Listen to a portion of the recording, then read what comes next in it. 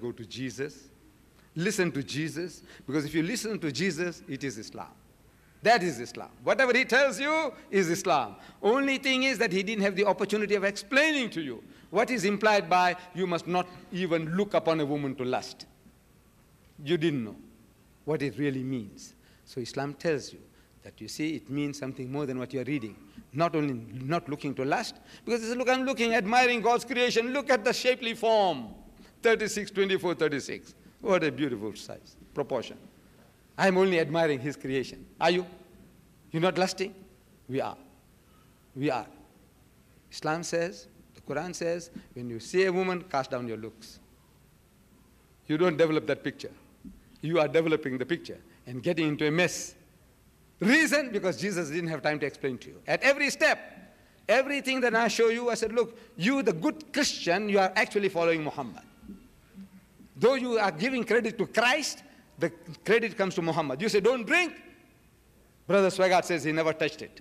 No beer, no alcohol of any kind, all his life he never touched it. I said, look, you're a good Muslim. You're following the teaching of Islam.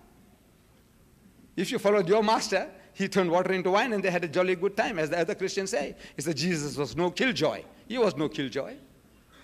So you see now, a woman, you come across a lady who has been divorced for no fault of her own. She married her glamour boy, had quarter dozen children. The guy was a drunkard, an alcoholic. He beat the wife. He couldn't keep a job, starving the children. So she goes before a kindly magistrate. He said, look at this. Look at my condition. What this man is doing to me. I want my freedom. And she gets her freedom, divorce. You come across that lady, unfortunate person, with the liability of 3 children. You know she's beautiful, still beautiful. She's intelligent. She's been through the mill. She'll make a good wife. Would you not marry her? Are you going to hold it out against her because she made a mistake?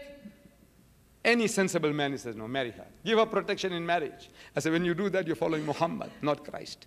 You are a hypocrite if you said you're following Christ. Because Christ said, whosoever marries her that is divorced committed adultery. That means your children will be illegitimate. And they'll be illegitimate for, according to the Bible, 10th generation. The Bible says in the book of Deuteronomy that the bastard shall not enter the congregation of the Lord even unto the 10th generation. Don't get shocked. This is the King James Version. They say bastard. I didn't say that. It's in the Bible. The bastard shall not enter. That means once you're a bastard, your 10 generations are bastards. That's what the Bible says. So would you like to do that? No. But if you marry that woman, and you're going to beget any more children, they're all bastards. And for 10 generations, they'll be bastards. But you say, no.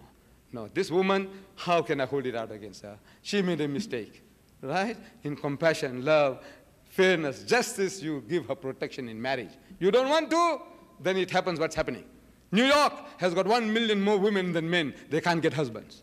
Your country, 7.8 million more women than men. They can't get husbands. If every man in America gets married, there'll be still 7.8 million women who can't get husbands. In New York, 1/3 of your manpower is gay, sodomites. Your prison population, 98% of your prison population is men. Then man gets cold feet for 100 different reasons. You know, you got 20 million more women on your hands for whom you have to find husbands. Do you know that? You have no answers. No answers. Salvation, what salvation are you talking about? Talk to them. There's 20 million hungry women. Talk to them. Their salvation. Those 1 million in New York, their salvation. Tell them, sublimate their passions. That's what you're doing. Are you? Sublimating your passions. 1 million women can't get husbands. And the manpower that is around them, 1/3 are gays, sodomites. We would like to entertain the written questions. Please, dear brother, may Allah bless you many times. How should I act with my mother, with my mother? You is a follower of Jimmy Stewart. I thought she might have meant she is a follower of Jimmy Stewart. Jimmy Stewart. Swagger. Your answer is in the Holy Quran, Surah Maryam. You know, we are talking about Surah Maryam, chapter 19 in the Holy Quran. I think it's about verse number 53 or so. Allah tells us about the story of Abraham, Hazrat Ibrahim alayhi salam. So, وَاذْكُرْ فِي الْكِتَابِ إِبْرَاهِيمَ إِنَّهُ كَانَ صِدِّيقًا نَبِيًّا. Says, and relate in the book, the Quran, the story of Abraham. He was a man of truth, a prophet. إِذْ قَالَ لِأَبِيهِ, and behold, he said to his father, يَا أَبَتِي, O my father, لِمَا تَعْبُدُ مَا لَا يَسْمَعُ وَلَا يُبْصِرُ وَلَا يُغْنِي عَنْكَ شَيْئًا. And on and on. You see how Abraham reasons with his father. Surah Maryam, chapter 19, I think it's verse 53 onwards. You read that and you read the commentary in Abdullah Yusuf Ali's translations. He is talking about a dutiful son that Ibrahim alayhi salam was to his father. How he reasons and he loves and how, what he does to try to bring father to this light, the light of truth. He's giving us 4 different conditions of lines of approach. And if you follow that line of approach, inshallah, you'll have all the success. All the success. The other thing is, you get this Jimmy Swaggart's books on alcohol, you get it on incest, you get it on pornography, you get it on gambling. And you read that and you say, now look, all this what he's trying to teach is Qur'anic. He's not going far enough. That's the only problem is, he's not going far enough. And the reason is obvious, because the people, he can't take them with him. The bulk of them, they can't let go. They can't let go of the things that they are messed in. So he said, now look, show it to her and say, look, everything that this brother Swaggart is talking about is, in his condemnation of evil, he is speaking as a Muslim. He has delivered a talk, beautiful talk on hell is no joke. Hell is no joke. I heard him and I could see the audience reaction, people tearing.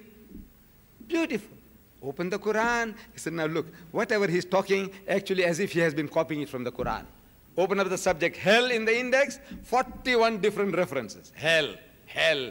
Allah is telling you, hell is no joke. Hell is no joke. It's a serious matter. So you'll be burnt and burnt and burnt, and his skin will be renewed. So it's not finished, because once you are burnt, the skin becomes insensitive. So no, new skin and burnt again, and you'll come to the verge of death and you will not die. You listen to Swaggart on his video, and you see, man, he's as if he's copying from the Quran. Unfortunately, we have lost touch with our book.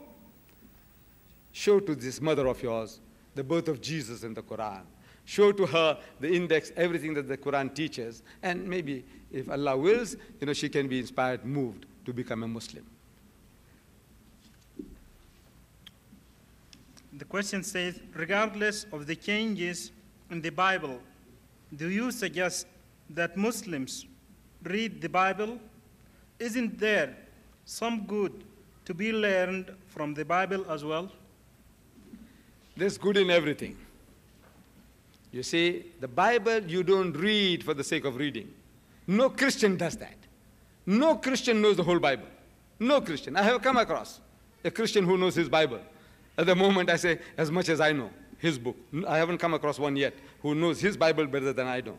But generally the Christians don't know. They only specialize on certain verses and phrases. Like, I and my Father are one. He that has seen me has seen the Father. No man cometh unto the Father but by me. And there you are. The whole religion is revolving around that. He doesn't know.